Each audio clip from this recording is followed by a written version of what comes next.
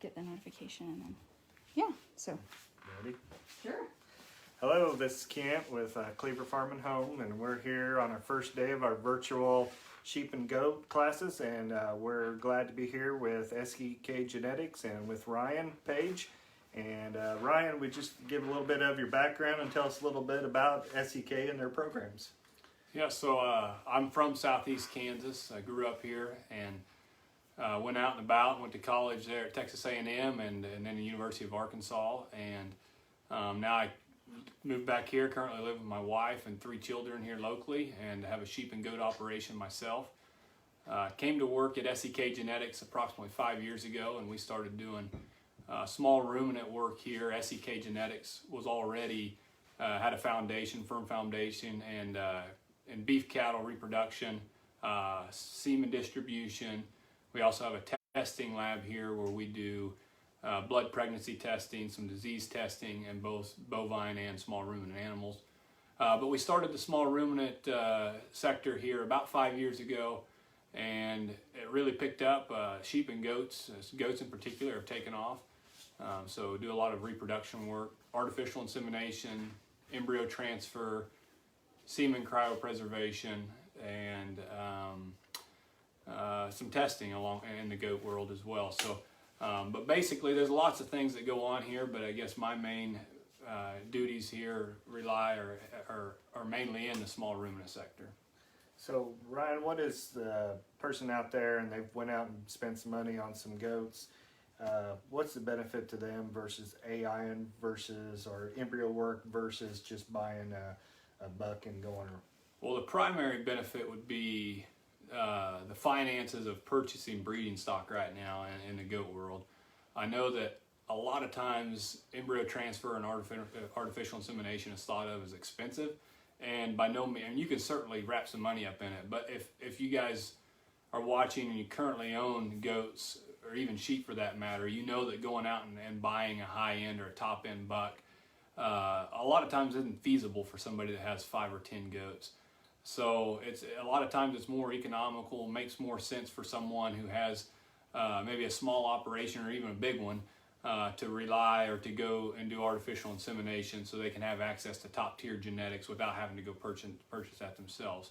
We also do some, for those people who do have high-end breeding stock, they can breed multiple ewes or does to a ram or a buck on the same day. So we do a lot of AI work for people who maybe want to do 100 ewes or 100 moms on one day, and so they can get them all kidding and all weaned all at the same time. So synchronizing these things, getting them in a tight kidding window, so you can control when they're kidding. You know, around here we need kids that are born in December and January for 4-H kids, and so a lot of times there's benefits to knowing exactly when those moms are going to kid.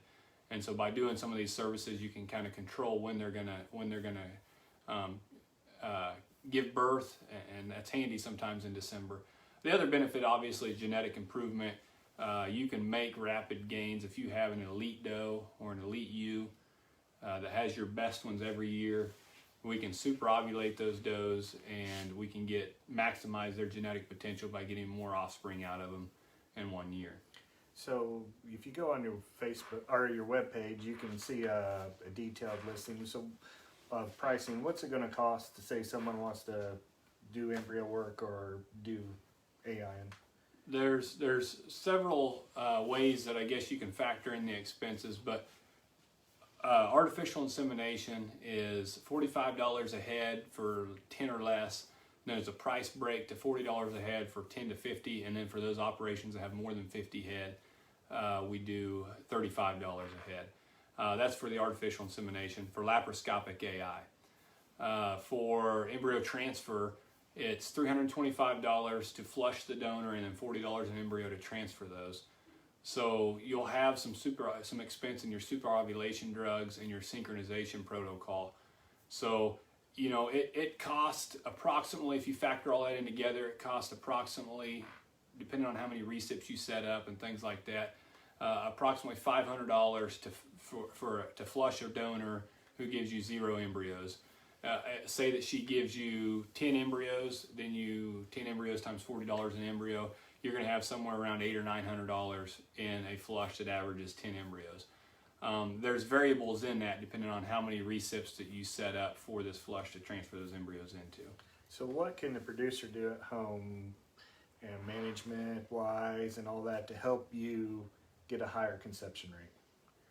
Well, there's multiple factors. Obviously, nutrition is huge. I'm far from a nutritionist, but I can tell you the maintenance, the condition of your doe or your ewe has a lot to do with it. A good feed and mineral program, and the thing about it is you can have breeding females that look great and are in great flesh that could be deficient in something somewhere that you won't necessarily see in their body condition. I can tell you several stories of people that have come in and looking for an answer to some of their problems, and their animals look fine, but maybe they're deficient in copper or something here or there that you couldn't necessarily tell just by looking at their animal. So nutrition plays into it. Maintenance of or management of your ewes or does. If you do embryo transfer, goats are very, very dominant. So if you're not familiar with it, or even if you are, you may know that you got a new goat, you take her home, you put her in a pen with your other ones. They're going to beat up on that goat for some bit before they kind of develop a pecking order. And so I would recommend that you get all that out of the way before you decide to do any of this reproductive work. A lot of times people say that I'm gonna do embryo transfer on a donor that I have, and then they go buy the recips, and they buy the recips at the time they need them, and then they go home and mix them with their other goats. And so the day that they're starting their protocol and their synchronization process, they're also mixing these goats into a new environment. So I would recommend, obviously nutrition plays into it. I would recommend thinking ahead, planning ahead, and getting these goats used to each other before you even start the process. And then another one we run into is people with show does. They tend to get them a little too fat, and then they start the process and they say, oh, I put them on a diet. And they knew they were fat, so they put them on a diet. Well, you don't, even though they may be too fat and they need to be on a diet, you don't want to be putting these things on a diet and starving them right whenever we're going into doing this process. So what can they do? So they bring them here, they do the flush, and they do the AIN, and you talked a little bit about taking home. I mean, the nutrition, the management doesn't stop once they're AI'd, to help from boarding. Is there any recommendations you have besides, buying them early in that? Yeah, so vaccination-wise, it's real common in both sheep and goats that you'll give chlamydia vaccine. Chlamydia is probably one of the bigger causes of abortions in the goat world. So plan ahead on that, because oftentimes that chlamydia vaccine is hard to get. This year it was on back order, and I have no idea why. But sometimes it's hard to get. So chlamydia, a lot of people will give some sort of Vibrio shot, and that's just vaccines to help prevent abortions as you lead into your pre-breeding season. There's other things that you can give it as they're before they kid. I recommend a CD&T shot about 30 days prior to them kidding, and that way there's some passive immunity from the mother to the offspring. If you do a quick search here on breeding goats in southeast Kansas, the thing that I've seen pop up is, do you need to add extra selenium for conception rate? So I don't know. If you look at the maps, it doesn't actually have, it depends on where you're at in Kansas, but some show a selenium deficiency and some do not, and I can't help but think it probably is even pasture by pasture. But I can tell you within my own herd, I have goats that have selenium deficiency, and one of the ways I can know that is, or I notice that, is sometimes they'll come out, the kids will come out born alive, and they will be, have joint problems or their knee problems. And so you can give them some selenium supplements at that point. So to answer your question is, yes, it is important. Yes, I do believe that a lot of the goats in this country are selenium deficiency.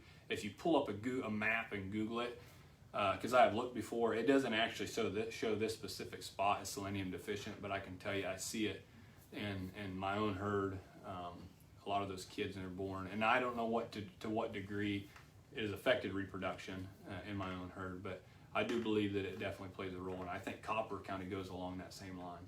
So if people want more information on SEK Genetics, we can go to their website, sekgenetics.com, or what's the number here to call to ask questions? Oh boy, I should know that.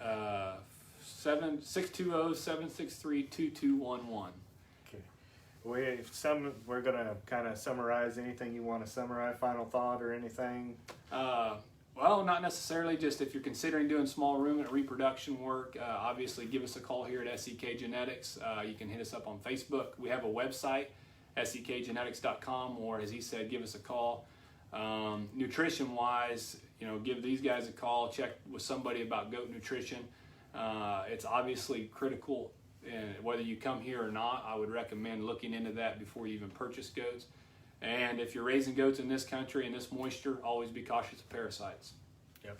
And that'll lead into tomorrow where we got Dr. Don Bliss, Mid-America Research. He's one of the leading parasitologists, and I hope I pronounced that right, in the United States. And it'll be very interesting tomorrow on that conversation.